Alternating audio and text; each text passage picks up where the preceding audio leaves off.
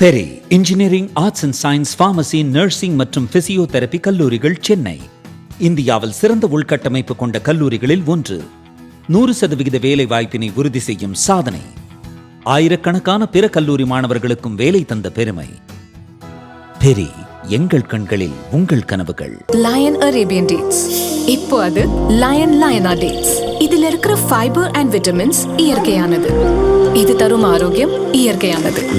லயனா premium dates. சுபமுகூர்த்த பட்டுச்சேலைகளின் மாளிகை Thilagaraj textiles, Sivakasi. Virudhunagar மாவட்டத்திலேயே மிக பிரம்மாண்டமான ஜவுளி சாம்ராஜ்யம் நாம சிவகாசி திலகராஜ் டெக்ஸ்டைல்ஸ் தான். நேர்களே வணக்கம், இது சாணக்கியா. நீங்கள் பார்த்து கொண்டிருப்பது ரொம்ப ஸ்பெஷலான நேரலை. ஜென்ரலாக நம்ம 7 சென்ஸுக்கு வருவோம், இது போல மற்ற சிறப்பு தருணங்கள் வருவோம். இதை விட சிறப்பான தருணம் கிடைக்குமா அப்படின்னா இன்னொரு 3 வருஷம் வெயிட் பண்ண வேண்டியது இருக்கு. அடுத்து மக்களவை தேர்தல் வருவதற்கு, அது நாடே உற்று நோக்கக்கூடிய ஒரு எலெக்ஷனாக இருக்கும். இப்போ இந்த எலெக்ஷன் ரொம்ப முக்கியமான எலெக்ஷன். தமிழகத்தினுடைய முதல்வர் யார், ஆட்சி அமைப்பு போவது யார், இது இருமுனை களமாக அதிமுக திமுக அப்படின்னு மாறிட்டே இருக்கக்கூடிய ஜென்ரலான தேர்தலா, இல்ல மூன்றாவது ஃபேக்டர் வந்திருப்பது எப்பேற்பட்ட ஃபேக்டராக மாற இருக்கிறது, இதில் இருக்கக்கூடிய விஷயங்கள் என்ன, இல்ல முதல் முறையாக தமிழகத்துல ஒரு கூட்டணி ஆட்சி அமைய இருக்கிறதா, ஆஃப்டர் 67க்கு அப்புறம் நம்மளுடைய ஒரு கூட்டணி ஆட்சி, ஒரு கோலிஷன் கவர்மெண்ட் அமைய இருக்கிறதா அப்படின்னு பல கேள்விகள் எழுந்திருக்கிறது. அதற்கு காரணம் நமது சர்வே உட்பட பல சர்வேக்கள் கொடுக்கக்கூடிய நம்பர்ஸ், அது காட்டக்கூடிய திசை. இந்த திசையில தான் த ரோட் டு நம்ம கோட்டைக்கான ரோடு, அதை நோக்கி தான் போகிறதான பல கேள்விகள் இருக்கிறது. பதில்களை சொல்ல நமது ஆசிரியர் இருக்கிறார். வணக்கம் சார். இந்த இதில் நான் ஃபஸ்ட்டு கேட்கணும்னு நினைக்கிறது, நிறைய சர்வே வருது. நம்மளோட சர்வேல 36% ஃபார் ஏடிஎம்கே அலையன்ஸு கொடுத்துருக்கோம், 32% ஃபார் டிஎம்கே கொடுத்துருக்கோம் அலையன்ஸுக்கு. டிவிகேக்கு 23%, 7% ஃபார் சீமான் அப்படின்னு பார்க்குறோம். இதில் நான் சீமான் அவர்களை தள்ளி வைக்கிறேன், இந்த அடுத்தடுத்து கேட்க இருக்கிறேன். முதல்ல நான் கேட்கணும் அப்படின்னு நினைக்கிறது, இந்த 4% லீடு, இதற்கும் முந்தைய சர்வே விட இந்த சர்வேல நமக்கு ஏடிஎம்கே உடைய ஓட் பேஸ் சாம்பிள் சைஸ்ல குறைந்திருக்கிறது, டிஎம்கே இது அதிகரித்திருக்கிறது. அப்படி இருக்கு, இது நம்ம எப்படி புரிஞ்சுக்கணும்? இந்த கேப் இன்க்ரீஸ் ஆகிட்டே போகும் அப்படின்னு பார்க்கணுமா, என்னவா பார்க்கணும்? முதல்ல இந்த நம்பர்ஸ் நாம் கொடுக்கல. நீங்கள் இவங்களுக்கு 34 கொடுத்துருக்கோம், இவங்களுக்கு 32, நாமெல்லாம் எதுவுமே கொடுக்கல. 25,605 பேர்கிட்ட வந்ததையும் அப்படியே நம்ம கன்சால்டேட் பண்ணி அந்த நம்பர் என்னென்ன வந்திருக்கோ அதை நம்ம அப்படியே ஜஸ்ட் டிஸ்பிளே பண்ணியிருக்கோம். அதில் வரக்கூடியது இதற்கு முன்னாடி நாம் பண்ண சர்வே, தினமலரோடு எரிஞ்சு பண்ண சர்வேவோட 1% கூட வந்திருக்கு டிஃப்ரென்ஸ். இப்போ இதுக்கு முந்தின சர்வேல 3% மார்ச்சில் நம்ம பண்ணும்போது the difference between ADMK and DMK was 3. This time it is 4. அதாவது ஏடிஎம்கே இஸ் அஹெட் 4%. அதற்கு முன்னாடி நாம் மட்டுமே தனியாக பண்ணதுலையும் ஏடிஎம்கே அட்வான்டேஜ் எடுத்தது. அதற்கு முன்னாடி நாம் பண்ண சர்வேல, அதாவது ஃபர்ஸ்ட் சர்வேல டிஎம்கே அட்வான்டேஜ் எடுத்தது. So first survey when we did it was DMK edge, second ADMK edge, third with Dinamalar அதுவும் ஏடிஎம்கே ஏட்ஜ், ஃபோர்த் திரும்ப பண்ணும்போது எடுக்குது. ஸோ அந்த 4% இப்போ என்ன அப்படின்னா, நமக்கு லாஸ்ட் டைம் 19,305 பேர்கிட்ட நம்ம பண்ணோம். இந்த முறை 25,600 பேர்கிட்ட பண்ணியிருக்கிறோம். இதில் ஒரு 5,000-6,000 சாம்பிள் கூடி இருக்குது. அந்த 6,000 சாம்பிள் கூடல நீங்கள் ஆஸ் யூ ரைட்லி மென்ஷன், போன முறை யாருக்கு வாக்களிச்சிங்க அப்படின்னு நம்ம ஒரு டிஸ்ட்ரிபியூட் பண்ணுறோம், நம்ம கேட்குறோம். அந்த விஷயத்தில் வரும்போது கிட்டத்தட்ட 44% லாஸ்ட் டைம் நான் டிஎம்கேக்கு ஓட்டு போட்டேன்னு சொல்லி சொன்னாங்க. அப்போ டிஎம்கேக்கு ஓட்டு போட்டவருடைய எண்ணிக்கை அதிகமானவங்கள்ட்ட கேட்கும்போது இப்போ அது ஏடிஎம்கேக்கு நாங்கள் வாக்களிக்கிறோம் அப்படின்னு சொல்லி அந்த ஒட்டுமொத்தமாக டேர்ன் 4% கூட வரும்போது, இது திரு அண்ணாமலை அவர்கள் இன்னைக்கு செய்தியாளர் சந்திப்பில் கமலாலயத்தில் சொன்னது போல் இது திசையை காட்டுது. நம்ம டே ஒன்னு சொல்லிட்டு இருக்கோம், நாம நம்பர்ஸை கமிட் பண்ணல. நம்ம நம்பர்ஸ் கமிட் பண்ண இடம் அனலிசிஸ், அது வேற. அது நம்ம பண்ணால் அது நம்ம desk work, home work, psephological work இருக்கு, பேக்ரவுண்ட் ஒர்க். இது கீழேருந்து கிரவுண்ட் ஒர்க். ஸோ இந்த ரெண்டுக்குமான பேஸ் வித்தியாசத்தை நம்ம புரிஞ்சுக்கணும். ஸோ கிரவுண்ட் ஒர்க் வந்ததில் டைரக்ஷன் மட்டும் தான் தெரியும், தொகுதி நம்பர் தெரியாது. ஸோ அந்த அடிப்படையில் இதற்கு முன்னாடி திமுக உட்பட பல கட்சி வாக்களித்தல் உட்பட எல்லாத்தையும் சேர்ந்து ஒரு 25,000 பேருக்கு மேலே கேட்கும்போது அவர்கள் ஒரு 34%, 36% மக்கள் நாங்கள் அதிமுகவுக்கு வாக்களிப்போம் சொல்லியிருக்காங்க. இது எந்த டைரக்ஷன்ல இந்த வே வருது நீங்க பார்த்துருப்பீங்க. இது சரிதானா, நம்ம வேற மாதிரி வேலிடேட் பண்ணுவோமே, நாம எடுத்து சரிதானாங்கிற நாமளே சொல்லதான் வேலிடேட் பண்ண. இதற்கு முன்னாடி எல்லாருமே கிளியரா சர்வேல இருந்து டிசிஷன்ல இருந்து பிரச்சாரத்தில் எல்லாருமே 200 சீட் அடிப்பாங்க, படுத்துட்டே ஜெயிப்பாங்க டிஎம்கேங்கிறது தான் ஒரு பிம்பமாக இருந்தது. அதற்கு பிறகு ஜெயிச்சிருவாங்க, அதில் ஒன்றும் குழப்பம் இல்லை. ஏன்னா எதிர ஆன்டி டிஎம்கே, ஆன்டி இன்கம்பன்சி ஓட்டு வந்து 2ஆ ஸ்பிளிட் ஆகுது அப்படின்னு. அதற்கப்புறம் வந்து இல்லை கஷ்டப்பட்டு ஜெயிச்சிருவாங்க அப்படின்னு. இப்போதான் வந்து கண்டுபிடிக்கிறாங்க, இல்லை மற்ற ஓட்டு கூட ஸ்பிளிட் பண்ணுறாரு விஜய், எல்லா பக்கமும் ஓட்டு எடுக்கிறாரு. முன்னாடி இந்த ஆன்டி டிஎம்கே ஓட்டை மட்டும் தான் ஸ்பிளிட் பண்ணுவாருங்க, இப்போ எல்லா பக்கமும் ஓட்டு எடுக்கிறாருங்க மாதிரி பார்த்துட்டு ஆமாங்க ஒரு டஃப் ஃபைட் அப்படிங்கிறது வந்திருக்காங்க. இது இன்னொரு 3வது வேலிடேஷன் நம்ம போவோம். தினமலரும் நாம நடத்தின கருத்து கணிப்பு மட்டும் இல்லை, தந்தி டிவி நடத்தின கருத்து கணிப்புலையும் பார்த்தீங்கன்னா கிட்டத்தட்ட இதே நம்பர். லாஸ்ட்டாக வந்து அவங்க கிட்டத்தட்ட ஒரு 46 தொகுதிக்கு மேலே வந்து அவங்க வந்து ஒரு டிசிஷன் எடுக்க முடியலங்கிற இடத்துக்கு வந்தாலும் அதில் திருப்பி உள்ள வந்து கொடுத்துட்டு இதே மாதிரி நம்ம 102 நம்மளுடைய அனாலிசிஸில் 102 103 102 103 102 28 பண்ணிக்கிறோம். அவங்க அதே மாதிரி வந்து பார்த்தீங்கன்னா அதே 103 101 வச்சு ஒரு 2 நம்பர் டிஃபரன்ஸ் இருக்காங்க. ரெண்டுலையுமே டிஎம்கே தான் அட்வான்ஸ் கொடுத்துருக்காங்க ஒரு சீட். நம்மளும் 102 103ங்கிறது டிஎம்கேக்கு தான் அட்வான்ஸ் கொடுத்துருக்கோம் ஒரு சீட், அவங்களும் ஒரு சீட் கொடுத்துருக்காங்க. ஸோ நமக்கு வந்து நமக்கு ஒரு பயாஸ்ட் நோக்கம் இருந்துச்சுன்னா ஏடிஎம்கேக்கு கொடுத்துருக்கலாம்ல. ஸோ நம்ம வந்து இப்போ வந்து அது போக நம்ம வந்து ஒரு 29 சீட் நம்ம வந்து ஒரு க்ளோஸ் டு கால் நம்ம கொடுத்துருக்கோம். அவங்க இதே மாதிரி கிட்டத்தட்ட 30 சீட்டு கொடுத்துருக்காங்க. அப்போ இது வந்து சரியாக தான் கணிக்கப்பட்டிருக்காங்கிறதுக்கு நாமளே நாம் இதற்கு முன்னாடி நடத்தின சர்வே, வேற நிறுவனங்கள் நடத்தின சர்வே, பப்ளிக்ல இருக்க டாக், இது எல்லாத்தையும் கம்பேர் பண்ணும்போது நமக்கு ஒரு கான்ஃபிடன்ஸ் வருது, நம்ம ஹானஸ்டாக தான் ட்ரை பண்ணியிருக்கோம் அப்படின்னு. இதில் கேட்கணும்னு நினைக்கிறது அந்த 29 சீட்ஸ் வந்து நம்ம க்ளோஸ் டு கால், நம்ம வந்து டஃப் டு கால் அப்படின்னு நம்ம அது ஒரு கடும் போட்டி இருக்குது. அது 4 முனை போட்டியாக சில தொகுதிகள் இருக்குது, 3 முனை போட்டியாக சில இடத்துல இருக்குது, இருமுனை களமாக இருக்குது. ஆனால் கடும் போட்டி, வி கேனாட் ப்ரெடிக்ட். நம்ம இதை வச்சு நம்மளோட அனாலிசிஸில் சொல்லியிருந்தோம். இதே மாதிரி தான் தந்தி டிவியோட சர்வேவும் அவங்களும் வந்து கிளியர் கட்டான கால் சொல்ல முடியாது, நிறைய கடும் போட்டி இருக்கு, அன்பிரடிக்டபிள் சீட்ஸ் நிறைய இருக்கு அப்படின்றாங்க. ஒரே ஒரு ஆறுதல் நம்மளோட அதிகமாக சொல்லியிருந்தாங்க, நம்மளாவது ரொம்ப கொஞ்சம் ட்ரை பண்ணி 29 சுருக்கி மட்டும் அவங்க வந்து கிட்டத்தட்ட 40 வரைக்கும் வச்சிருக்காங்க. லிட்டரலி எல்லா செஃபாலஜிஸ்டும் கை தூக்க வேண்டிய இடமா இந்த தேர்தல் மாறி இருக்கு அப்படின்ற பார்க்கணும். இதுல நான் கேட்கணும் அப்படின்னு நினைக்கிறது சார், இந்த மாதிரி இடத்துல பல சீட்ஸ் வந்து கேள்விக்குள்ளாகுது. இது காரணம் டிவிக்கு ஃபேக்டர். நம்ம முதல்ல 6 to 10 அப்புறம் 12 நீங்களே கூட டிஸ்ஓன் பண்ணியிருந்தீங்க நம்ம சர்வேவே. பட் நம்ம சர்வேல 2வது டைம் வந்தோடனே நீங்களே அக்செப்ட் பண்ணியிருந்தீங்க. அடுத்தடுத்த சர்வேல 18 to 20 ரேஞ்சில் இருந்தது, இம்முறை 23 இருக்கு, ஹீட் ஆஃப் த மொமெண்ட்ல இப்போ இருக்கு. இது இந்த 23 அப்படின்றது நம்ம எப்படி புரிஞ்சுக்கிறது? டைரக்ஷன் 23 20ன்றது செட்டில் ஆகும் அப்படின்னு புரிஞ்சுக்கலாம். இல்லை, இன்னமும் நான் வந்து தனிப்பட்ட முறையில் நான் வந்து 15 to 20க்குள்ளே தான் அவங்க வருவாங்கன்னு பார்க்குறேன். இது எல்லாமே உங்களுக்கு டைரக்ஷன் தான். நான் ஏற்கனவே சொல்லுவேன். ஸோ ஏடிஎம் கலைன்ஸ் வந்து 36% தான் வாங்குமா, கூட வாங்கலாம், கம்மியாக வாங்கலாம், ஆனால் அவங்க எட்ஜ் எடுப்பாங்கிறது தான் இங்கே பாயிண்ட். டிஎம்கே வந்து ஒட்டுமொத்தமாக சேர்த்து 32% வாங்குவாங்களா, கூட வாங்கலாம், குறைய வாங்கலாம், ஆனால் அவங்க ஏடிஎம் கலைன்ஸோட கம்மியாக இருப்பாங்கிறது பாயிண்ட். இவ்வளோதான் புரியுது. அது அடிப்படையில் 23% எக்ஸாக்டாக டிஎம்கே டிவிக்கு வாங்குவாங்கன்னு நம்ம சொல்லலாம். அது கருத்து கணிப்பில் வந்த விஷயம். நான் தனிப்பட்ட முறையில் நினைக்கிறேன் எனிவேர் பிட்வீன் 15 to 20 அவங்க செட்டில் ஆவாங்கன்னு நினைக்கிறேன். இந்த விஷயம் வந்து 15லேருந்து 20க்குள்ளே நம்ம வந்து நிறைய டஸ்ட் செட்டில் ஆக சொல்லிடுவாங்களே, நிறைய குழப்பம், ஆதரவு, ஆமாம் இல்லை வேணும் வேண்டாம்லாம் போயிட்டு இருந்த விஷயங்களை தாண்டி ஒரு இடத்துல முடியும் போது அது 15லேருந்து 20க்குள்ளே அது வந்து அது செட்டில் ஆகும்னு நான் நினைக்கிறேன். இதில் நம்ம வந்து 15லேருந்து 20க்குள்ளே செட்டில் ஆகும், இந்த நம்பர்ஸ்லாம் வரும் அப்படின்னு சொல்லும் போது நமக்கு வந்து அந்த டவுட்ஃபுல்லான சீட்ஸ். இப்போ ஜார்க்கண்ட்ல பார்த்தோம் அப்படின்னா பிஜேபி அதிக பெர்சன்டேஜ் எடுத்தது, ஆனால் ஜார்க்கண்ட் முதி போச்சா கம்மியா பெர்சன்டேஜ் எடுத்தாலும் சீட்டு கன்வெர்ட் பண்ணாங்க. ஸோ அந்த சீட் கன்வர்ஷன் அப்படின்றத ஆட்சியை கொடுக்கும் அப்படின்றத பார்க்கணும். இந்த இதுல நமக்கு வந்து பல சீட்ஸ் வந்து டஃப் டு கால் அப்படின்னு சொல்றதுல சில பிரபலங்களின் சீட்டுகளும் வந்து நிற்கிறது. சாத்தூர் ரொம்ப அன்பிரடிக்டபிளா போய் நிற்குது. காரைக்குடியில அதிமுக திமுக இல்ல, காங்கிரஸ் வர்சஸ் அமமுக வர்சஸ் தாவேகா வர்சஸ் நாம் தமிழர் அப்படின்னு வலுவான 4 முனை களம் இருக்கிறது. கன்னியாகுமரியில வலுவான மும்முனை களம், சில தொகுதிகளில் 4 முனை களமாகவே நிற்கிறது. பாஜக, காங்கிரஸ், நாம் தமிழர், தாவேகா அப்படின்னு 4 முனை களம் இருக்கிறது. இது போன்ற இடங்கள் வில்லிவாக்கம் மும்முனை களம் பார்க்கிறோம். இது போன்ற சில சீட்ஸ் காலே பண்ண முடியல. இதுல உங்களால சில இடங்கள் ஃபேக்டர்ஸ் சொல்ல முடியுமா? வில்லிவாக்கத்துல வந்து அது திமுகவுக்கு சாதகமாக போயிடலாம்னு நினைக்கிறேன். கன்னியாகுமரி மாவட்டத்தில் விளவங்கோடு தவிர மற்ற எல்லாமே பாஜக அதிமுக கூட்டணி சாதகமாக போயிடலாம் நினைக்கிறேன். விளவங்கோடு கடைசி வரைக்கும் டஃப்பாக இருக்கும்னு நினைக்கிறேன். ஆனால் வந்து நமக்கு தெளிவாக தெரியுது எல்லா இடத்துலையுமே தாவேக்கா காரணம் இல்லை. தாவேக்கா ஒரு முக்கியமான காரணம் ஓவரால் தமிழ்நாட்டில். பட் நீங்கள் குறிப்பிட்டது போல் தொகுதிக்கு தொகுதி வந்து அது 2 முனையா 3 முனையா 4 முனையா அப்படிங்கிறது வந்து மாறுது. காரைக்குடி நீங்கள் சொன்னோம் 4 முனை போட்டியாக வந்து நிற்குது. அப்போ வந்து கோவை தெற்கு ரொம்ப பெரிய சேலஞ்சாக இருக்குது, சாத்தூர் பெரிய சேலஞ்சாக இருக்குது. சாத்தூர்ல பெரிய சேலஞ்சா இருக்கிறதுக்கான காரணம் தாவேக்கா இல்லை.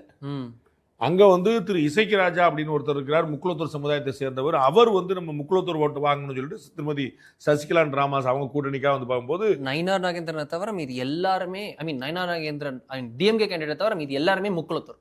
ஆமாம். அப்போ வந்து நமக்கு வந்து என்ன ஒரு நம்ம பலமுறை சொல்லியிருக்கோம், ஜாதி வந்து ஒரே கிரைட்டீரியா இல்லைங்கிற நம்ம பலமுறை சொல்லியிருக்கோம். ஸோ ஜாதியில் வந்து ஜெயிச்சிருவாங்க, பணத்தில் வந்து ஜெயிச்சிருவாங்க நம்ம பலமுறை சொல்லுவோம். வந்து பணத்தினால ஒரு கிரைட்டீரியா, பணம் கொடுத்த பூரா ஜெயிச்சுதான் வரலாறு கிடையாது. பணம் மட்டும் கொடுத்தா அதனால ஜெயிச்சாருங்கிறதுலாம் கிடையாது. பணமும் கொடுத்தாரு, நல்ல கேண்டிடேட்டாக இருக்காரு, எதிர கேண்டிடேட் சரியில்லை, நல்ல கட்சியாக இருக்குது, நல்ல கூட்டணியாக இருக்குது, நல்ல சிஎம் கேண்டிடேட்டாக இருக்குன்னு இப்படி பல காரணங்கள் இருந்துச்சு, பணமும் கொடுத்தாரு. அப்போ தாங்கமே தவிர அதே தான் ஜாதிக்கும் நம்ம சொல்கிறோம். ஸோ வந்து முக்குலத்தோர்னா நீங்கள் குறிப்பிட்ட போல 5 பேர் முக்குலத்தோர்னா அப்புறம் எங்கே போய் நிற்கிறது? அப்போ வந்து ஒரே ஒருத்தர், அப்போ இன்னொருத்தர் முக்குலத்தூர் ஓட்டு பூரா பிரிஞ்சிருச்சு, இவர் ஜெயிச்சுட்டு போயிரு அப்படிங்கிற கணக்கா.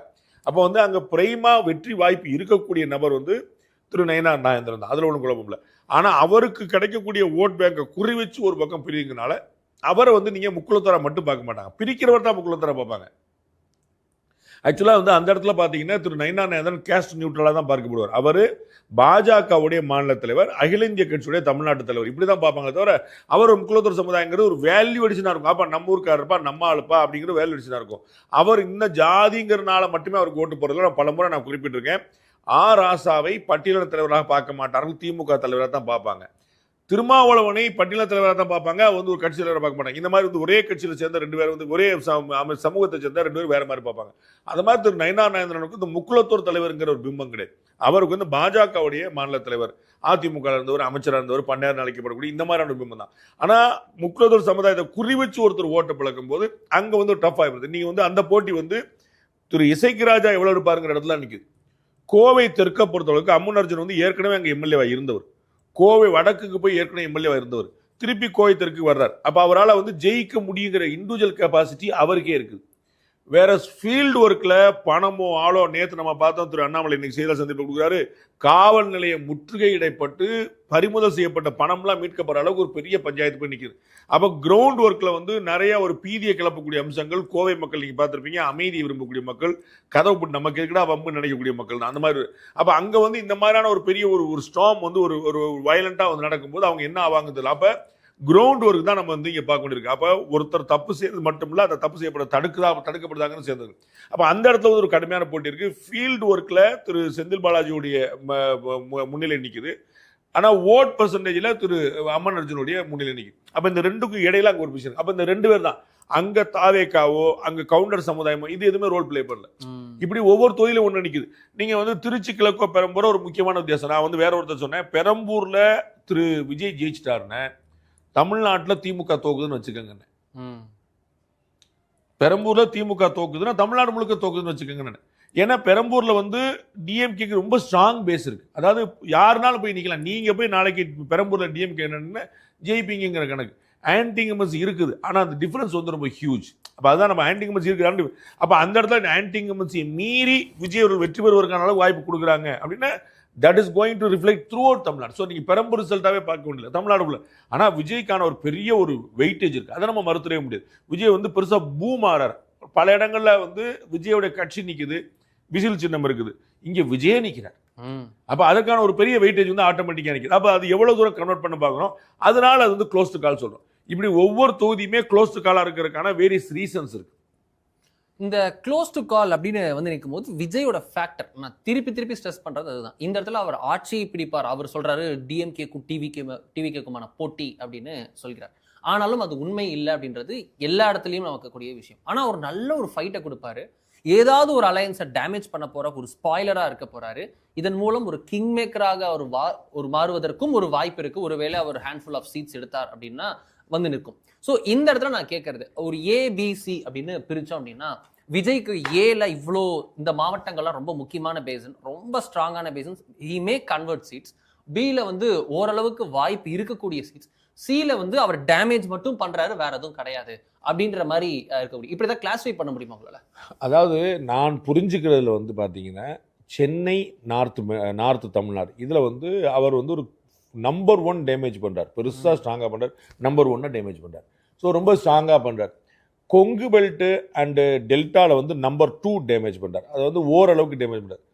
டவுன் சவுத்தில் கன்னியாகுமரி, தூத்துக்குடி, திருநெல்வேலி 3 மாவட்டங்களில் நல்லா ஸ்ட்ராங்காக டேமேஜ் பண்ணுறார். சென்ட்ரல் சவுத்தில் அதாவது நீங்கள் வந்து இந்த பக்கம் விருதுநகரில் ஆரம்பித்து தேனி வரைக்குமான மாவட்டங்களில் புதுக்கோட்டை, ராமநாதபுரம், சிவகங்கை, விருதுநகர், தேனி, மதுரை இது போன்ற மாவட்டங்களில் 3rd லேயரில் வந்து பண்ணுறார். பெரிய ஸ்ட்ராங்கான ப்ரெசன்ஸ் இல்லை. இப்போ நீங்கள் வந்து மதுரை மத்திய எடுத்துக்கிட்டிங்கன்னா அங்கே வந்து சுந்தர்சியா இவராக தான் கேட்குறாங்க. இத்தனைக்கு வந்து அங்கே வந்து இஸ்லாமிய சமுதாயத்தை சேர்ந்தவர் தாவே கலந்து போட்டிறார்.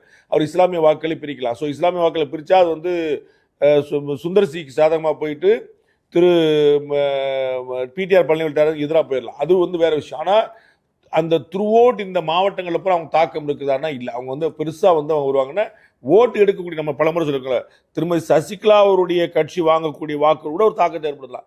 டாக்டர் கிருஷ்ணசாமி வாங்கக்கூடிய வாக்கு தாக்கத்தை ஏற்படலாம். ஏன் பண்ருட்டி வேல்முருகன் அவர் பிரிக்கிறார், அவர் ஒரு 10-15 கேண்டிடேட் பண்ணிருக்காரு, அது தாக்கத்தை. ஸோ வந்து 100-200 ஓட்டில் தாக்கத்தை யாரும் ஏற்படுத்தலாம். ஆனால் மேஜராக அவர் வந்து ஒரு ஃபோர்ஸ்ஃபுல்லாக தாவேக்கா எங்கே இருக்குதுன்னா அது சென்னையிலையும் வட மாவட்டங்கள் நினைக்கிறேன். இன்சிடென்டலி இந்த சென்னையும் வட மாவட்டங்களும் திமுகவுடைய கோட்டையாக இருக்குது. அப்போ அந்த இடத்துல வந்து அவர் வந்து நம்பர் 1 தான் சேலஞ்ச் பண்ணப்பார். நீங்கள் வந்து வெளில போகிறது அப்படி தான் பிளான் பண்ணுறாரு. அப்போ நான் வந்து எனக்கும் டிஎம்கேக்கும் டிவிகே தான் போட்டின்றார், which is not a fact. ஆனால் டிஎம்கேக்கு டிவிகேக்கு போட்டின்னு வரும்போது டிவிகே வந்து டிஎம்கே ஃபர்ஸ்ட் சேலஞ்ச் பண்ணுது. அதன் மூலமாக டிஎம்கேடைய ஓட்டை புல் டவுன் பண்ணுது. அதன் மூலமாக டிவிகேவோ ஏடிஎம்கேவோ டிஎம்கேவோ 3ல் யாருனாலும் ஜெயிச்சலாம். இந்த மாதிரியான விஷயம் நம்ம வந்து இவங்க தான் ஜெயிப்பாங்கன்னு சொல்ல முடியாது. பட் வந்து நம்பர் 1 புல் டவுன் பண்ணுறதுனால இது வந்து எந்த பக்கம்னாலும் போய் நிற்கலாங்கிறதுக்கான ஒரு முக்கியமான பாயிண்ட் இருக்குது. நம்ம சின்ன சிக்கல் என்ன, நம்பர் 1 பொசிஷனில் இருக்கக்கூடிய டிஎம்கே, இந்த நார்த் மெட்ராஸ், நார்த்து தமிழ்நாடுல அண்டு சென்னை மாவட்டங்கள், இது எல்லாத்தையுமே இருக்கக்கூடிய இடத்துல வந்து டிஎம்கே நம்பர் 1 இருக்குது. அப்போ அங்கே ஃபோர்ஸ்ஃபுல்லாக நீங்கள் பார்த்தா நம்ம வந்து தாவேக்காவுடைய பெரும்பான்மையான தலைகள், இன்க்ளூடிங் திரு விஜய், திரு ஆதவ் அர்ஜுனா, திரு ஆனந்த், இது மாதிரி பலர் வந்து இங்கே நிற்கிறாங்க, ராஜ்மோகன், இது எல்லாருமே இங்கே வந்து போட்டிருந்தனால அவங்க வந்து அதிகமாக சென்னையை ஃபோக்கஸ் பண்ணுறாங்க. இது எந்த அளவுக்கு வந்து ஓரளவுக்கு நீங்கள் பார்த்துருப்பீங்கன்னா கடைசி நேரத்தில் டிஎம்கே வந்து சென்னைக்குன்னு ஒரு தனியாக ஒரு மேனிஃபெஸ்டோ ரிலீஸ் பண்ணுது. அது என்ன காரணம், அப்போ சென்னை ஃபோக்கஸ் பண்ணணுங்கிற நிலைமை வந்துருச்சு. ஒரு குரூப்லாம் துறைமுகத்தில் வந்து சேலஞ்சாக இருக்குங்கிறனால போயிட்டாங்க. நான் நம்பலை தனிப்பட்ட முறையில். திரு சேகர் பாபு நான் ஏற்கனவே கோயம்புத்தூர் தெற்குக்கு சொன்ன மாதிரி களப்பணியில் வந்து கொஞ்சம் மாஸ்டர், கடைசி நேரத்தில் வந்து எல்லா வேலையும் பண்ணக்கூடியவர். அந்த மாதிரி இருக்கிற இடத்துல அவருடைய தொகுதிக்கே வந்து சேலஞ்ச் சொன்னாங்க. நம்முடைய சர்வேல அப்படி வரல, நானும் அப்படி நினைக்கல. பட் வந்து அந்த மாதிரி அப்போ சென்னையில் வந்து டிவிக்கு ஒரு ஸ்ட்ராங்கான பெனட்ரேஷன் இருக்குது. இது ரொம்ப முக்கியமாக இருக்குது. இதனால டிஎம்கேக்கு டேமேஜ் வரலாம் அப்படிங்கிற ஒரு கணிப்பு. சவுத்தில் வந்து கம்மியாக இருக்கிறதுனால அங்கே வந்து ஏடிஎம்கேக்கான பெரிய, அங்கே வந்து சவுத் வந்து நல்ல ஏடிஎம்கே நல்லா ஸ்ட்ராங்காக இருக்கக்கூடிய விஷயம். அங்கே வந்து ஏடிஎம்கேக்கு பெரிய டேமேஜுக்கான வாய்ப்பு இல்லை.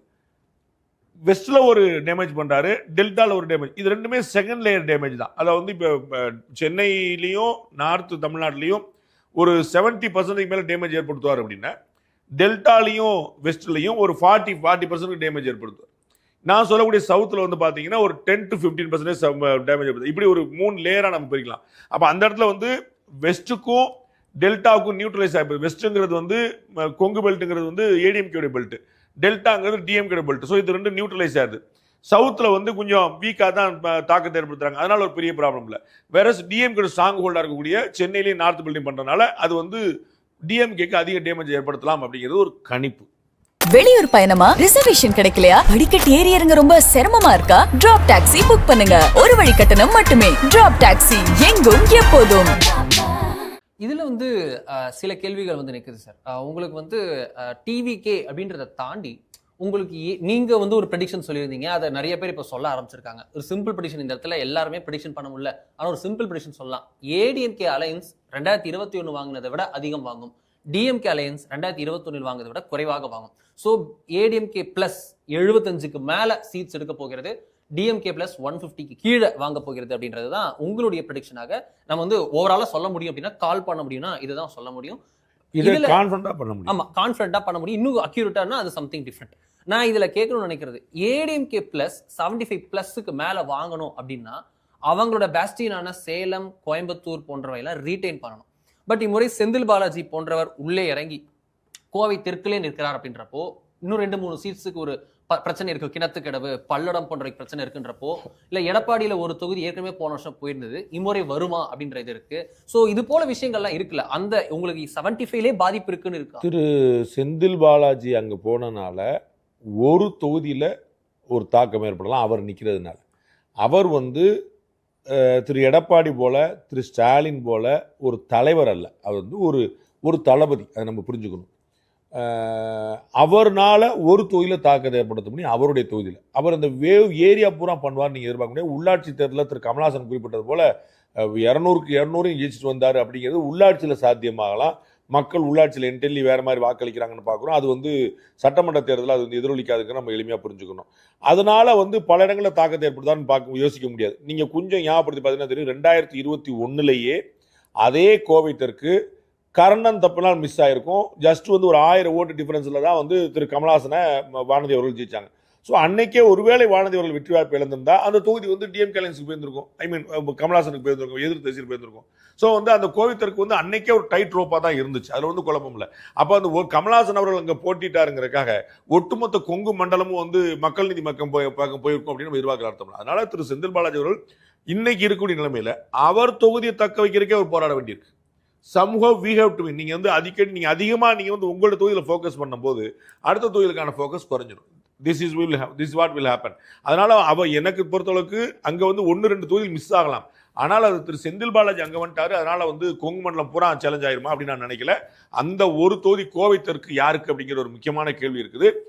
அக்கம்பக்கத்தில் இருக்கக்கூடியதுல வந்து திரு செந்தில் பாலாஜி ஒரு பல்லடமோ ஒரு தொண்டாமுத்தூரோ கிணத்துக்கடவோ வேற ஏதோ ஒரு தொகுதி வந்து சேலஞ்ச் ஆகுதுன்னு நான் வச்சுக்கிட்டீங்கன்னா கூட அது செந்தில் பாலாஜியால இருக்காது.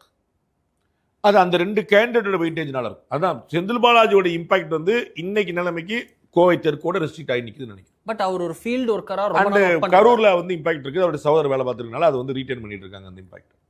பட் அவங்களுக்கு பல இடங்கள்ல வந்து ஏடிஎம்கே ரீச் பண்ண வேண்டிய இடம் இருக்கு. சவுத்துல போன டைம் பெரிய அடி வாங்கினாங்க. தூத்துக்குடி போன்ற இடத்துலலாம் பெரிய இது இருந்தது. டெல்டா ரீஜன்ல பார்த்தோம் பெரியது. ஸோ அந்த இடத்துல அந்த டிஎம்கேவோட கோட்டைன்னு சொல்ற இடத்துல பிரீச் பண்றாங்கன்னு எடுத்துக்கலாமா இந்த தேர்தலில் நம்ம சர்வே ஏடிஎம்கே அலையன்ஸ்? நான் உங்களுக்கு ஏற்கனவே சொன்ன பாருங்க, நீங்க வந்து கன்னியாகுமரி வந்து திமுக கூட்டணியோடைய உச்சபட்ச கோட்டையா இருக்குது. அங்க யாருக்கு அங்க வந்து போன முறையே 6க்கு 2 சீட் அடிச்சது என்டிஏ. அங்க வந்து திரு தலவாய் சுந்தரம் வெல்றாரு, திரு காந்தி வெல்றாரு அந்த முறை. அப்ப திமுக கூட்டத்தில் அதிமுக ஓட்ட பிடிச்சு அதிமுக திமுக ஓட்ட பிடிச்சா பாருங்க. செல்வி ஜெயலலிதாவில் இருந்தப்போ 2016 கன்னியாகுமரி மாவட்டத்தில் அதிமுக டெபாசிட் இழந்தது. 2021 அதிமுக கூட்டணி 2 சீட் எடுத்துச்சு. அப்ப யார் கூட்டத்தில் யார் ஓட்ட போட்டிருக்கான்னு பார்க்கணும். தூத்துக்குடி அவங்ககிட்ட பேசியிருந்தா, திருநெல்வேலி அவங்க பேசியிருந்தா உங்களுக்கு. ஆனா திருநெல்வேலியில் யார் ஜெயிச்சா? நயனாநயந்திரன் ஜெயிச்சார். உங்களுக்கு அப்போ வந்து யாருடைய கூட்டத்தில் யார் பார்க்கணும்? நீங்க அதற்கு பிறகு மதுரை, தேனி, ராமநாதபுரம், புதுக்கோட்டை, விருதுநகர், சிவகங்கை இது மாதிரி இடங்கள்ல தான் பார்க்கணும். இது ஏடிஎம் கூட பேசினா தான் இருக்கு. நீங்க அதே மதுரையில் நீங்க வந்து செல்லூர் ராஜ் ஜெயிக்கலையா, ராஜன் ஜெயிக்கலையா, அதே கோயில்பேட்டில் தூத்துக்குடி மாவட்டத்துடைய கோயில்பேட்டில் கடம்பூர் ராஜ் ஜெயிக்கலையா? அப்ப நீங்க வந்து ஜெயிக்க தானே செஞ்சாங்க. ஸோ வந்து அது தொடர்ச்சி எரிஞ்சிட்டு போயிடுவாங்க. இல்லை அந்தந்த இடத்துல அவங்க ஸ்ட்ராங் பேசின்ல இன்னொரு ஒரு விதை முளைக்கத்தான் செஞ்சிருக்கு. அதில் நம்ம வந்து குழப்பம் இல்லை. ஸோ வந்து திரு அதிமுக வந்து சவுத்துல ரொம்ப பெட்டரா பண்ணும் நான் நம்புறேன். ஏன்னா அம்மா மக்கள் முன்னேற்ற கழகம் உள்ள இருக்குது, ஏடிஎம்கே யுனைடடா இருக்குது, பாஜக கூட்டல் இருக்குது, ஆன்டி இன்கம்பன்சி அவங்களுக்கு இல்லை. இதெல்லாம் தான் சேர்ந்து. அப்ப அதனால வந்து ஒரு பெரிய சின்னதா நம்ம பார்க்குறோம். ஒரு ஸ்பாயிலர் கிங் மேக்கர் நம்ம வந்து சொல்லலாம். நம்ம டாக்டர் கிருஷ்ணசாமி அங்கே இருக்கிறார், சவுத்தில் கொஞ்சம் பேஸ் இருக்கு. திருமதி சசிகலா இருக்காங்க, சவுத்தில் உங்களுக்கு பேஸ் இருக்கு. இதை மாதிரி ஏதாவது ஒரு கேம் சேஞ்சராக நடக்குதான்னு பார்க்கணும். பட் வந்து ஏடிஎம்கே அலையன்ஸ் என்டிஏ வந்து சவுத்தில் ரொம்ப ஸ்ட்ராங்காக தான் பெனட்ரேட் பண்ணணும்னு நினைக்கிறேன். லாஸ்ட் டைமோட 21 பெட்டரா பண்ணுவாங்கன்னு நினைக்கிறேன். டிவிகேக்கு ஒரு பெருமளவு இளைஞர்கள் ஓட்டு விழுது அப்படின்னு ஒரு பார்வை இருக்கு. இந்த இளைஞர்கள் ஓட்டு அப்படின்னப்போ நீங்க சொன்னப்போ டிவிகேக்கு விழுவதில் பெரும்பாலும் இளைஞர்கள் ஓட்டு, இளைஞர்களில் பெரும்பாலும் டிவிகே பக்கம் இல்லை அப்படின்ற ஒரு விஷயத்த சொன்னீங்க. Yes, it will be obvious அப்படின்றத புரிஞ்சுக்க முடியுது. பட் இதுல டிவிகே உடைய ஓட்டு, அந்த அவங்களுடைய பேசின், அவங்களுடைய கேட்ச்மெண்ட் ஏரியா எப்படி நம்ம ஒரு கிளாஸிஃபை பண்ணுறோம்? விஜயகாந்த்னா கருப்பு எம்ஜிஆர்னு தன்னை டேர்ம் பண்ணிக்கிட்டவர். இவர் வந்து எம்ஜிஆரையும் உள்வாங்கி நிற்கிறார், டிஎம்கேயோட பல விஷயங்களும் உள்வாங்கி நிற்கிறார். அவங்களுடைய பேஸும் இருக்கு, இவங்கள்டையும் ட்ரை பண்றாரு. என்ன இழுக்கிறார், காந்தமாக இழுக்கிறார்? அதிமுக திமுக ரெண்டுமே இல்லாத ஒரு கட்சி வேணுங்கிற சிந்தனை தமிழ்நாட்டில் ரொம்ப வருஷமா இருக்கு. அதைத்தான் பெரும்பான்மை எழுக்கிறார். அவருடைய மெயின் நோக்கம் வந்து இந்த ஆல்டர்னேட்டிவ் ஃபோர்ஸ், 2 கட்சியும் இல்லாத ஒருத்தர், வேற எதுவுமே புதுசா இல்லை. சினிமா பிரபலம் அவருக்கு ரொம்ப பெருசா ஹெல்ப் பண்ணுது. அந்த நோ நான்சென்ஸ் பிரச்சாரம் அப்படின்னு ஒரு புது ஸ்டைல் உருவாகி, நம்ம வந்து தேவையில்லாத குளறுபடிலாம் இல்லை, அதனால வந்து வந்தார் போனார் பேசினார் போனாருங்கிறது தான் நிறுவுது. இன்னைக்கு டிஜிட்டல் யுகம் வந்துருச்சுங்கனால அவர் 234 தொகுதியிலையும் பிரச்சாரம் பண்ண வேண்டிய அவசியம் ஏற்படலை. அவர் ஒரு தொகுதியில் பிரச்சாரம் பண்ணாலே, அவர் இல்லை யார் ஒரு தொகுதியில் பிரச்சாரம் பண்ணாலும் 234 தொகுதி மக்களும் பார்க்குறாங்க. அதனால வந்து அவர் மெயினாக ஃபோக்கஸ் பண்ணுறதும், டார்கெட் பண்ணுறதும், ரிசீவ் பண்ணுறதும், ஈல்டு எடுக்கிறதுமே இந்த ஏடிஎம்கே டிஎம்கே ரெண்டுமே வேண்டாங்கிற குரூப் மட்டும்தான். ஓகே, இந்த ஏடிஎம் அந்த ஃபர்ஸ்ட் டைம் ஓட்டரா இருக்கிறவங்களுக்கு அது ரொம்ப ஈஸியா ரீச் ஆகும். நான் அடிக்கடி சொல்லுவேன், ராஜீவ்காந்தியோடைய மரணத்தை விட பிரபாகரனுடைய மரணம் பெரிய தாக்கத்தை ஏற்படுத்துச்சு. ஏன்? ராஜீவ்காந்தி மரணம் 91 நடந்துச்சு. அப்போ 5 வயசா இருந்தவங்களுக்காக தான் புரியும் இந்த விஷயமே. அதற்கு பிறகு பிறந்தவங்களுக்கு அது புரியவே புரியாது. நீங்கள் மகாத்மா காந்தி சுட்டாங்க தெரியுமா அப்படின்னா ஆமாம் அப்படிம்பாங்க. அது வந்து ஒரு வரி செய்தி, மகாத்மா காந்தி சுட்டாங்கடா அப்படின்னு. அந்த ஹிஸ்டரி புக்ல வர அசாசினேஷன் அவ்வளவுதான். அப்போ வந்து ராஜீவ்காந்தியோடைய மரணம்ங்கிறது வந்து ஒரு செய்தி அவர்களுக்கு. பிரபாகரனுடைய மரணம் 2009 நடந்ததுனால அப்ப 5 வயசு இருக்கிறவங்க வரைக்கும் அது முக்கியமான விஷயம். அது உணர்வு. அப்ப 5 வயசு இருக்கிறவங்க இப்ப வரைக்கும் தாங்குவது. அது மாதிரி தான். அப்ப வந்து இந்த 2 கட்சியுமே வேண்டாம்னு நினைக்கிறவங்களுக்கு இந்த சோகால்டு ஜென்சி முதல் டைம் வாக்காளர் இருக்காங்களே அவங்களுக்கு வந்து 2 கட்சியுமே வேண்டாம். ஆமா வேண்டாம். உனக்கு தெரியுமா அதிமுக பத்தி, உனக்கு தெரியுமா திமுக அப்படிப்பட்ட கட்சின்னு, அப்புறம் ஏன் வேண்டாம் நினைக்கிறேன், அதெல்லாம் சரியில்லை சார் அப்படின்னு அவங்க அந்த முதல் தலைமுறை வாக்காளர்களும் முதல் முறை வாக்காளர்களும் அவங்க வந்து அதிகமாக ஈல்டா இருக்கிறதுக்கான அந்த இடம் தான். அவங்களுக்கு வந்து ஏடிஎம்கே டீம் பற்றி ஆக்சுவலாக தெரியாது. And they don't have time and luxury and thirst to learn. பின்னாடி போய் என்ன நடந்ததுன்னு தெரிஞ்சுக்கிறதுக்கான ஆர்வம் அக்கறையும் அவங்களுக்கு ரொம்ப கம்மியாக இருக்குது பேசிக்கலாவே.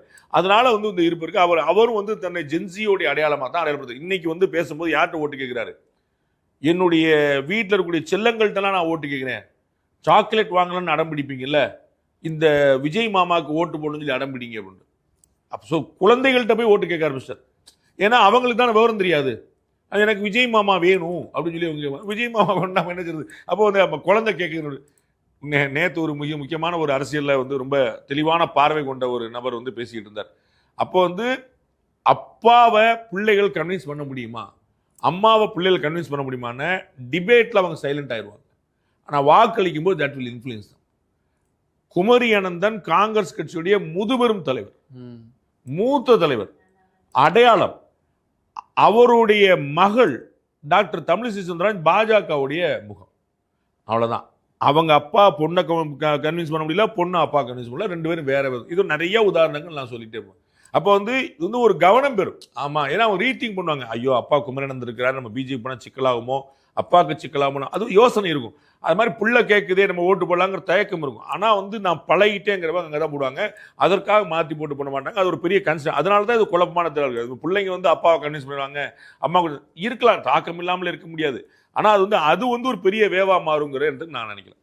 இதுல ஒரு புதிய நீங்க சொல்றீங்க ஜென்சி வந்து ஒரு பெரிய ஃபேக்டரா விஜயோடைய ஓட் பேங்க்ல பெரிய ஷேரை வச்சிருப்பாங்க. இந்த ஃபர்ஸ்ட் டைம் ஓட்டர்ஸ், இந்த 25 வயதுக்குள்ள இருக்கக்கூடிய அந்த முதல் டைம் 2வது டைம் ஓட்டர்ஸ் அண்ட் 30 வயசுக்குள்ள இருக்கக்கூடிய ஒரு 3வது டைம் 4வது டைம் ஓட்டர்ஸ். அப்படி இருக்கும் இந்த 30 வயசுக்குள்ள இருக்கிறவங்க ஒரு பெரிய பிராக்கெட்டா விஜய்க்கு இருப்பாங்க. 40 வயசுக்குள்ள இருக்கிற பலரை ஈர்க்கிறார். பெண்களையும் அந்த ஜெண்டர் வைஸா பார்த்தா பெண்களையும் அதிகமாக விஜய் இருக்கிறார் அப்படின்ற ஒரு கிளாசிபிகேஷன். அந்த ஏஜுக்குள்ள கிளாசிபிகேஷன். இல்லைன்னா பாட்டினா ரெட்டல தான் போடுவாங்க, உதயசூரியன் பார்ப்பாங்க, அது வேற விஷயம். நான் இதுல கேட்கணும்னு நினைக்கிறது, ஒரு புது செட் ஆஃப் பீப்புள் இந்த இடத்துல ஏடிஎம்கே டிஎம்கேன்றதை தாண்டி மாற்று அப்படின்றது வெவ்வேறு ரீசனுக்காக அந்த மாற்றை நோக்கி நகர்கிறார்கள். ஒரு பக்கம் பார்க்குறோன்னா அண்ணாமலை மாத்திட்டாங்க, அதனால ஏடிஎம்கே பிஜேபி நான் தோக்கடிப்பேன் அப்படின்ட்டு புதிய ஒரு வாக்காளர்கள். அவர்கள் வந்து அண்ணாமலையே இது வரைக்கும் தமிழ்நாட்டிலே 120 தொகுதிகளில் பிரச்சாரம் செய்திருக்கிறார் அண்ணாமலை. ஆனா அவரோட பேச்சு கேட்பாங்கன்னு தெரியல. அப்படி ஒரு ஓட்டர்ஸ் வந்து புதுசா நாம் தமிழர் இவங்களுக்கு போறேன் அப்படின்னு கிளம்புறாங்க. சிலர் வந்து மாற்றாக வந்து நாங்கள் வந்து ஒரு கொடுக்க வேண்டிய நேரம் வந்து விட்டது, நாங்க விஜய்க்கு கொடுப்போம், இந்த டைம் வாய்ப்பு கொடுப்போம், இதன் மூலம் வந்து திமுகவை தோற்கடிக்க முடியும் அப்படின்னு அவர்கள் சொல்கிறார்கள். இது போன்ற ஓட்டர்ஸ்லாம் என்ன புரிஞ்சுக்க வேண்டியது இருக்கு? இல்ல வந்து எப்படி ஓட்டு போகும்னு சொல்ல முடியாது. அவரவர் சிந்தனை, அவரவர் உரிமை, அவரவருடைய வாக்கு, அவரவருடைய கடமை. அதுல வந்து நமக்கு ஒன்றும் குழப்பம் இல்லை. ஆனால் அந்த சிந்தனை எப்படி போகணும்னா ஒவ்வொருத்தருக்கும் ஒவ்வொரு ரீசன் இருக்கும். நான் வந்து என் ஜாதிக்காக ஓட்டு போடுவேன், நீங்கள் வந்து உங்களுடைய பணத்துக்காக ஓட்டு போடுவீங்க. இன்னொருத்தர் வந்து சித்தப்பா இருக்காரு. நான் வந்து எனக்கு தெரிஞ்ச ஒருத்தர் பேசிக்கலாக பயங்கர வெறி பிடிச்ச பாஜகக்காரர், எனக்கு தெரிஞ்ச நண்பர், மதுரை பக்கம் இருக்கிறார்.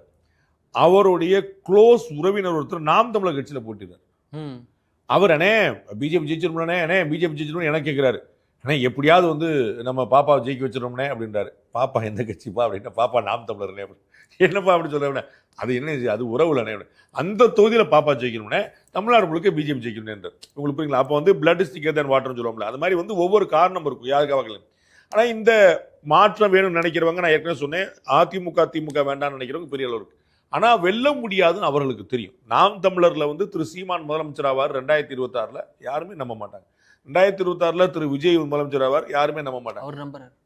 அப்படிதான் நம்பணும், அதுல இன்னும் குழப்பம். அப்படிதான் நம்பணும். திரு எடப்பாடி பழனிசாமி நம்புறாரு, திரு ஸ்டாலின் நம்புறாரு. யாராவது ஒருத்தர் தான் ஆக முடியும்.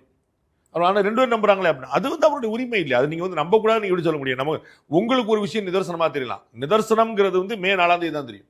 அதனால நம்ம அதில் ஒன்றும் குழப்பம் இல்லை. அப்போ வந்து இவங்க என்ன, நான் வந்து பல முறை சொல்றது என்ன, வாக்களிக்கிறது வந்து அவர்களுடைய உரிமை, நம்ம சொல்றதில்லை. பட் என்ன புரிஞ்சுக்கணும், யார் முதலமைச்சராக இருக்கணுங்கிற புரிஞ்சுக்கிட்டா தான் இது சரியா இருக்கும். யார் முதலமைச்சராக வரக்கூடாதுன்னு நினைச்சாதான் இது சரியா இருக்கும். நான் இவங்க மாத்தி மாத்தி ஓட்டு போறோம்னா இவர்கள் நம்ம வந்து பியூர் பாலிட்டிக்ஸ் கிளாஸ்ல வந்து அது ஒரு பாடம். நீங்க வந்து அரசியல்ல நேரடியாக பங்களிக்காமல் போனாலோ அரசியலில் தவறாக பங்களித்து விட்டாலோ you might be ruled by your inferiors அப்படின்ற. அப்போ வந்து உங்களுக்கு யார் வேண்டாமோ உங்களுக்கு யார் பிடிக்கலையோ அவர்களால் ஆடப்படுவீர்கள். அப்போ யார் வேணும் அந்த கிளியர் ஐடியா இருக்கணும், யார் வேண்டாம் இந்த கிளியர். இவருக்கு ஒன்று போடுவோம் அவருக்கு ஒன்று போடுவோம், ஜெயிக்கிற கட்சிக்கு ஒன்று போடுவோம், என் ஜாதிக்கு ஒன்று போடுவோம், என் பணத்துக்கு இந்த மாதிரி விஷயங்கள. ஏன்னா தமிழ்நாடு இந்தியா நம்முடைய தேர்தல் முறை சட்டமன்ற உறுப்பினர்களையும் மக்களவை உறுப்பினர்கள் மட்டும்தான் தேர்ந்தெடுக்கக்கூடியதாக இருக்குது. நரேந்திர மோடிக்கே வாரணாசி தொகுதி மக்கள் தான் வாக்களிச்சாங்க, வந்தவாசி தொகுதி மக்கள் வாக்களிக்கல. ஆனால் எல்லா எம்பிக்களும் சேர்ந்து அவரை கொண்டு வந்தாங்க. அப்படி வந்து தமிழ்நாட்டில் வந்து 234 தொகுதியில் வந்து திரு எடப்பாடி பழனிசாமியை எடப்பாடி மக்கள் தான் தேர்ந்தெடுத்தாங்க, திரு ஸ்டாலினா குளத்தூர் மக்கள் தான் தேர்ந்தெடுத்தாங்க.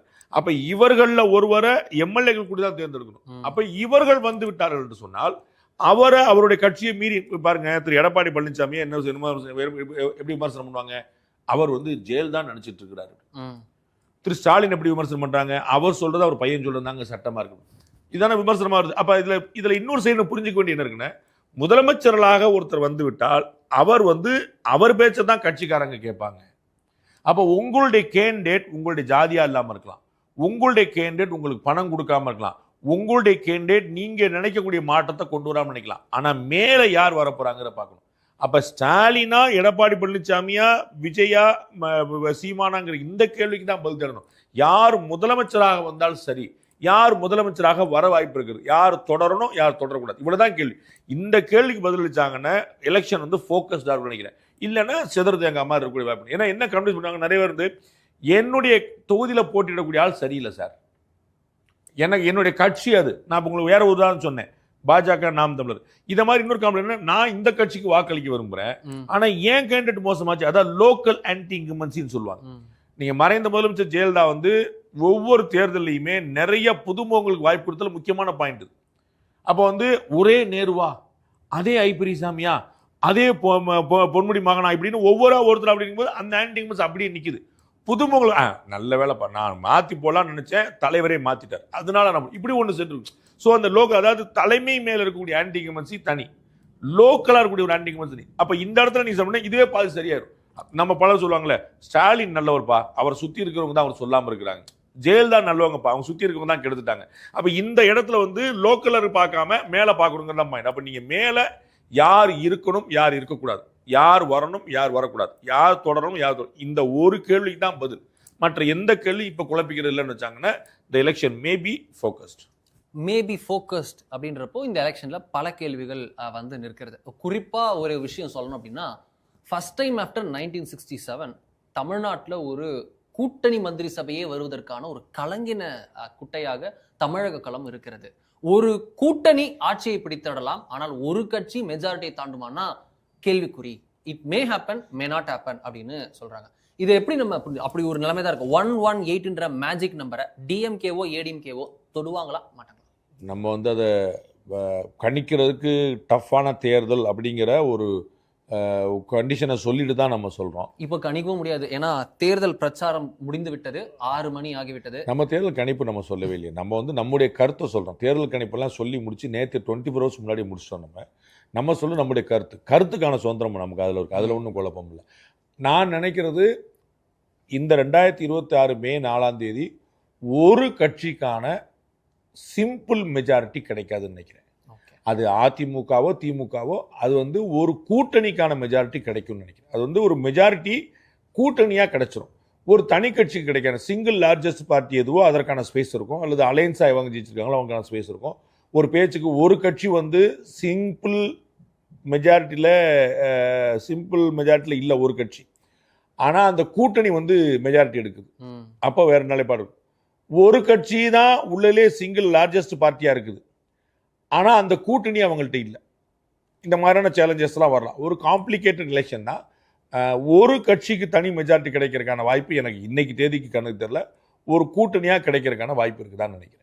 ஒருவேளை இதில் டிவிக்கு ஒரு ஹேண்ட்ஃபுல் ஆஃப் சீட்ஸ் எடுக்கிறாங்க, இது போல ஒரு கிச்சடி நிலைமை வந்து நிற்கிறது அப்படின்னா, டிவிகே உடைய அந்த 4 சீட் எடுப்பாங்க, முதல்ல 4-5 சீட் அப்படின்றது வரதுக்கு வாய்ப்பு இருக்கா? நான் அதை கேட்கணும். நம்ம வந்து ஏற்கனவே சொன்னதுதான், நான் வந்து புதுசாக சொல்ல போனால் நம்முடைய கருத்து கணிப்பில் அப்படி எதுவும் வரல. நம்முடைய இதுக்கு முன்னாடி போட்ட கருத்து கணிப்பில் நான் வந்து அதுக்கப்புறம் தனியாக ஒன்று கணிச்சிட்டு சொல்றது அர்த்தம் இல்லை. ஏற்கனவே இருக்கிற கணக்குப்படி சீட்டு கன்வர்ஷன் வந்து அங்கே பெருசாக யோசிக்கல. அவர் போட்டியிடக்கூடிய 2 தொகுதியுமே நம்முடைய கருத்து கணிப்பில் வந்து டஃப் ஃபைட்டு தான் வந்திருக்கு, க்ளோஸ் கால் தான் வந்திருக்கு. எந்த பக்கம்னாலும் போகலாம். நீங்கள் மும்முனை போட்டியில் நீங்கள் பார்க்கணும், மும்முனை போட்டியில் நம்பர் 1 ஜெயிப்பாரா நம்பர் 2 ஜெயிப்பாராங்கிறதுல நம்பர் 3 ஜெயிக்கக்கூடிய வாய்ப்பு உண்டு. 1, 2 2 ஸ்பிளிட் பண்ணிட்டாங்கன்னா ஆளுக்கு வந்து 30 வாங்கிட்டாங்கன்னா 40 வாக்கு வாங்கினர் கூட ஜெயிச்சிருவார்ல. அந்த மாதிரியான ஒரு ஸ்பேஸும் கூட இருக்கு. நம்ம வந்து அதனால யார் ஜெயிப்பாருங்கலாம் சொல்ல முடியாது. நம்முடைய கருத்து கணிப்பு வந்ததன் அடிப்படையில் பார்த்தீங்கன்னா அவங்களுக்கு வந்து சீட்டுகள் வெல்வதற்கான வாய்ப்புகள் எனக்கு குறைவாக தெரியுது. அந்த குறைவான ப்ராபபிலிட்டி பெர்சன்டேஜில் ஒருவேளை அவங்க எடுக்கிறாங்களே வச்சுப்போம் அப்படின்னா, அவங்க ஒரு டிசைடிங் ஃபேக்டரா புதிய கவர்மெண்ட் அமைப்பதில் ஒரு முக்கிய அணிலாக அரசாங்கம் அமைப்பதில் தாவேக்கா ஏதாவது ஒரு தாக்கத்தை ஏற்படுத்தும் நான் நினைக்கல. எனக்கு தெரிஞ்சு இன்னைக்கு தேதி வரைக்கும் அப்படிதான் எல்லா கருத்து கணிப்புலுமே வந்திருக்கு. எந்த கருத்து கணிப்புலாவது வந்து அவங்க இவ்வளவு பெரிய நம்பரை போட்டிருப்பாங்களான்னு எனக்கு தெரியல. தாவேக்காவுடைய இன்டர்னல் சர்வேல ஏதாவது நம்பர் வந்திருக்கலாம். எனக்கு தெரிஞ்சு இன்டர்நேஷனல் சர்வே வரைக்கும் வேறு எந்த சர்வேலும் அப்படி நான் பார்க்கல. ஆனால் தாவேக்காவுக்கு அவங்க சஸ்டெயின் பண்ணாங்கன்னு ஒரு பெரிய எதிர்காலம் இருக்குன்ற திரு விஜய் அவர் எவ்வளோ வாக்கு வாங்குறாருங்கிறதுல இல்லை. திரு விஜய் அவர்கள் நாம் வந்து அடுத்தும் நம்ம தொடர்ந்து தேர்தலில் நிற்கிறோம். ஏன்னா நான் அறிஞ்சு அவர் வந்து போஸ்ட் எலெக்ஷன் இம்மிடியட்டாக ஒரு படம் பண்ணுவார்னு நினைக்கிறேன். அது வந்து ஜனநாயகன் வந்து ஒரு பெரிய டிசாஸ்டரான ஒரு ரிலீஸில் யாரோ சில அபத்தமான ஆட்கள் பண்ணது, ப்ளஸ் சில அரசியலில் வந்து அதை பயன்படுத்திக்கிட்டு இது மாதிரி பல விஷயங்கள் நடந்ததில் அவருடைய படம் வந்து அநியாயமான முறையில் ரிலீஸ் செய்யப்பட்டது, கையில் எல்லார் கையிலும் வந்தது. அதனால் அந்த ப்ரொடியூசருக்கு வந்து சாதாரணமாக ஒரு 500 கோடி ரூபா லாஸ் இருக்கும். எலெக்ஷனுக்கு பிறகு அந்த படத்தை போட்டாங்கன்னா எவ்வளோ தேர்த்த முடியும் தெரியல. அது வந்து எப்படியாவது ஒரு 400-300 கோடி ரூபாய் லாஸ் ஆகணும். அதனால் அந்த ப்ரொடியூசர் மேலே ஒரு ஏன்னா திரு விஜய் அவர்கள் வந்து மலேசியாவில் வந்து பேசும்போது சொல்லவே செஞ்சுருக்கிறாரு. நான் வந்து ப்ரொடியூசர்கிட்ட கேட்டேன், பாருங்கள் நிறைய சிக்கல் வரும், பொலிட்டிக்கலாக ப்ராப்ளம் வரும், என்னுடைய அரசியல் படம் கடைசி படம் இதுக்கு முன்னாடி வைக்க மாட்டேன், உங்களுக்குலாம் பரவாயில்ல, எல்லா ரிஸ்க்கும் சரின்னு சொல்லி தான் அவர் வந்தார். அப்போ இவ்வளோ ரிஸ்க் நமக்காக எடுத்ததுனால அவருக்கு லாஸ் ஏற்பட்டதுனால அவர் காம்பன்சேட் பண்ணுவாருன்னு நான் நினைக்கிறேன். அப்படியே போய் அவருக்கான நீடும் பயங்கரமாக இருக்குது. ஏன்னா இன்னைக்கு தேதிக்கு சினிமாவில் தான் பெரிய வெற்றிடம் இருக்குது, அரசியலில் இல்லை. திரு அஜித் அவர்கள் நான் ரேஸ் போடுறேன்னு சொல்லிட்டு அந்த போய் போயிட்டார், அடுத்து எப்போ பண்ணுவார்னு கமிட்மெண்ட்டே இல்லை, அப்படியே போயிட்டார். திரு விஜய் அவர்கள் என்னுடைய கடைசி படம் சொல்லிட்டு போயிட்டார். 2 வருஷம் 3 வருஷத்துக்கு ஒருக்க தான் படம் பண்ணுறாரு தனுஷ். எப்போ படம் பண்ணுவாருன்னு யாருக்குமே தெரியல. சிம்பு இப்படி ஆளாளுக்கு வந்து அடுத்த பக்கத்தில் ஆளே இல்லை அப்படின்னு சொல்லிட்டு போய் இப்போ ரங்கராஜ் பாண்டே தான் சினிமா உலகத்துக்கு போன போல தெரியுது. அந்த மாதிரி வந்து பெரிய ஒரு வெற்றிடம் அங்கே இருக்கும்போது திரு விஜய்க்கான நீடு ரொம்ப இப்போ நீங்கள் நான் எதுக்கு சொல்ல வரேன் புரிஞ்சுக்கிட்டீங்கன்னா தெரியும். சிம்பிளாக இண்டஸ்ட்ரியில் எல்லாருக்குமே தெரியும். ஒரு 6 மாசமாக பார்த்தீங்கன்னா இந்த ரீரிலீஸ் படங்கள் அவ்வளோ வந்திருக்கு. இந்த படத்தோட 25 வருஷம், இந்த படத்தோட 20 வருஷம், இந்த படத்தோட 30 வருஷம் கழிச்சுன்னு போட்டு பழைய படமாக வந்துட்டு இருக்கு புதுசாக. அப்போ ஏன் அந்த படங்கள்லாம் ரீரிலீஸ் பண்ண வேண்டியிருக்குன்னு நம்ம புரிஞ்சுக்கணும். இன்னைக்கு ஓட்டுறதுக்கு படம் இல்லை. அப்போ பழைய படத்தை மெகா ஹிட் படத்தை எடுத்து திரும்பி போட்டுருக்காங்க, அப்படிதான் நிற்குது. அப்போ வந்து அவர் சினிமாவுக்கு போறதுக்கான வாய்ப்பு இருக்கு. அதுல ஒரு வெற்றி வரும்போது தொடர்ந்து போறதுக்கு வாய்ப்பு. அப்போ இங்கே வருவாரான்னு பார்க்கணும். திரு கமலஹாசனுக்கு தான் ஒரு பெரிய டிசாஸ்டர் ஆச்சு. அவர் வந்து ஒரு விஷயத்தை மிஸ் பண்ணிட்டார். நீங்க பார்ட் டைம் பொலிட்டிஷியன் அவர் வந்து ஒரு ரொம்ப ஜென்யூனான ஒரு கமெண்ட் வச்சார். ஏங்க எனக்கு சாப்பாட்டுக்கு என்னங்க பண்றது, நான் கொள்ளடிக்க மாட்டேன்ல, எனக்கு சினிமா தானே தொழில், சினிமா தாங்க தொழிலுங்க, எனக்கு பொழப்புங்க, நான் என்ன நம்பி 100 பேர் இருக்கிறாங்க, நான் பொழைக்கணும், எனக்கு சாப்பாடு வீடு வாசல் எங்களுக்கு கிடைக்கல அப்படின்னு சொல்லும் போது அவன் வந்து ஆமாங்க, ஆனால் மக்கள் படிக்கல, எனக்கு ஃபுல் டைமாக எனக்கா நிற்கணும். அதனால அப்போ திரு விஜய் அவர்கள் பிக் பாஸ் எல்லாம் பண்ணார் பார்த்தோம், கமல் எல்லாம் பண்ணார் பார்த்தோம். அது மாதிரி திரு விஜய் அவர்கள் சினிமாவுக்கு போயிட்டாரு அப்படின்னா அப்போ இங்கே ஒரு வெற்றிடம் ஏற்படுதா, அப்போ திருப்பி அதை சஸ்டெயின் பண்ணுவோம். ஸோ பொலிட்டிக்கலாக போஸ்ட் எலெக்ஷன் அவர் சர்வை பண்ணாருன்னா அதுக்கப்புறம் ஒரு ஃபியூச்சர் இருக்கு. ஏன்னா நீங்கள் எலெக்ஷனை ஒரு பாலிடிக்ஸை ஒரு எலெக்ஷனோட நிப்பாட்டி முடியாதுல்ல, அது வந்து ஒரு ப்ரொலாங்டு பொசிஷன், அது வந்து தொடர்ந்து நீங்கள் போகக்கூடிய பொறுத்து. அப்போ வந்து 29 ஒரு கேம் இருக்குது, 31 ஒரு கேம் இருக்குது, வேற ஒரு சந்தர்ப்பத்தில் கேம் இருக்குது. அப்போ வந்து திரு விஜய் அவருடைய எதிர்காலம் அவர் கையில் தான் இருக்குன்னு நான் பார்க்குறேன். ரொம்ப இன்ட்ரெஸ்டிங்கான தேர்தல் களம் இருக்குது அப்படின்றத பார்க்கிறோம். நொடிக்கு நொடி அனல் பறந்த பிரச்சாரம் அப்படின்றதெல்லாம் ஓய்ந்து விட்டது. இப்போ ஒரு சைலண்ட் டே. அதற்கு பிறகு உங்கள் விரல்களில் இருக்கிறது அடுத்த 5 ஆண்டுக்கு யார் கையில் உங்கள் ஆட்சி அப்படின்றதற்கான விடை. தவறாமல் வாக்களிங்கள் அப்படின்றது தான் ஒரே அப்பீல்.